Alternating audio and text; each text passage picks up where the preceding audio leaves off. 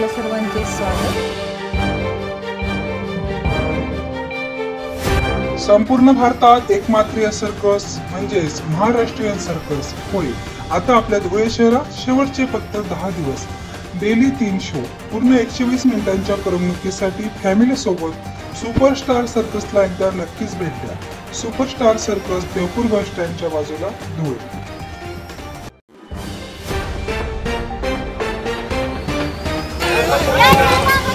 मालेगाव येथून काँग्रेस खासदार शोभाताई बच्छाव यांना जनावरे सोडवण्यासंदर्भात आलेल्या फोनमुळे व तसेच शोभाताई बच्छाव यांनी पोलीस अधीक्षकांवर ही जनावरे सोडून द्या या संदर्भात आणलेल्या दडपणामुळे भारतीय जनता पार्टीकडून धुळे शहरात निदर्शने व आंदोलने करण्यात आली।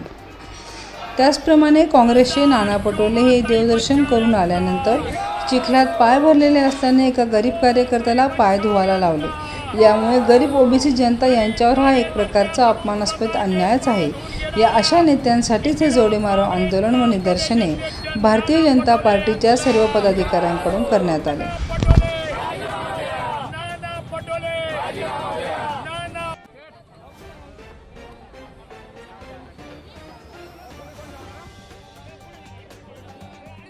मालेगाव येथे साधारणतः 100च्या आसपास गायी या कत्तलीसाठी जमा केलेल्या होत्या आणि त्या सोडवण्यासाठी शोभाताई बच्छाव खासदार ताई यांनी पोलीस स्टेशनवर दबाव आणून, एसपींवर दबाव आणून ते सोडवण्यासाठी जी प्रयत्न केले आणि ज्या गायींची हत्या करण्यासाठी कसायाने त्या बोललेलं आहे की या गायी कत्तलीसाठी नेत आहे, तरी सुद्धा देखील शोभाताईंनी त्याचा विचार न करता फक्त त्या कसायांना कशी मदत करता येईल हा विचार केलेला आहे। म्हणून भारतीय जनता पार्टीच्या धुळे महानगरातर्फे आम्ही जाहीर निषेध करतो आणि शोभाताई बच्छाव यांना योग्य ती शिक्षा मिळायलाच पाहिजे। एक मिनिट, दुसरा असं होतं भाऊ, एकीकडे त्यांनी असं म्हटलंय की नागरिकांचे फोन येत असतात आणि तो व्यक्ती जे बोलत होता ते मला काही कळलं नाही, त्यामुळे हे सर्व षडयंत्र हे विरोधकांचं काय सांगणार? दादा कोणी पण सांगाल तिथं की कसाही सांगतोय की ह्या गायी कापायसाठी द्यायची आहे, स्पष्ट शब्दात बोललेला आहे तो।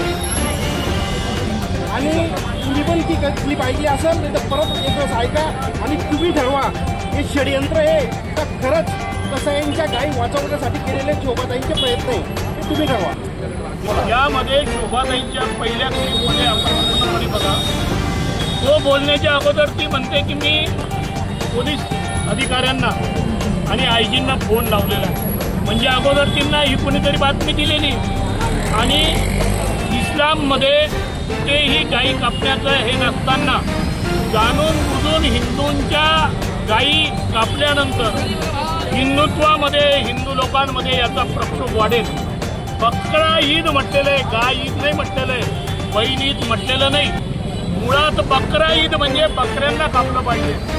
तो स्वतः म्हणतोय तुम मेरी माँ हो, आई हो, और आई हमने तुमको क्या क्या करके चुन के लाया है, 5 इसमें तुम गिर गई थी, अकेले मालेगांव ने तुमको किया और करोड़ों रुपयों का माल हमारा जब्त हो गया है, 2 दिन में ये छुड़ाओ नहीं तो हमको कुछ अलग करना पड़ेगा। म्हणजे एका प्रकारे त्यांनी धमकीही दिलेली आहे।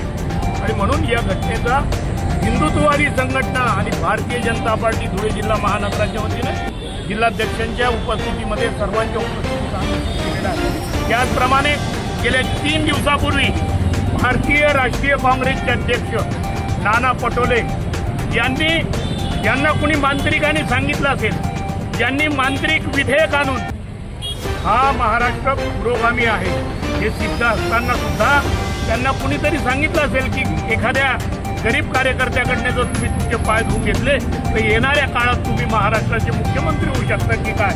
आणि म्हणून त्याने त्या गरीब कार्यकर्त्याला पाय धुवून पुसायला लावले, परंतु आमच्या पंतप्रधानाने गरिबांचे पाय पुसलेले, गरिबांचे पाय धुवून त्यांची पूजा केलेली आहे। आणि या नेत्याने स्वतःचे पाय धुवून घेतल्यामुळे हा गोरगरीब ओबीसी समाजावरही अन्याय झालेला आहे। या घटनेचा या ठिकाणी भारतीय जनता पार्टी ओबीसीच्या वतीनं आणि भारतीय जनता पार्टी धुळे जिल्हा महानगराच्या वतीनं नाना पटोले यांचा जोडो मारो आंदोलन करून त्यांनी या घटनेमध्ये आपला राजीनामा देऊन मी पुरोगामी तत्वाला काळीमा फासलेला आहे हे सिद्ध करून द्यावं आणि त्यांनी राजीनामा द्यावा अशी आम्ही या ठिकाणी मागणी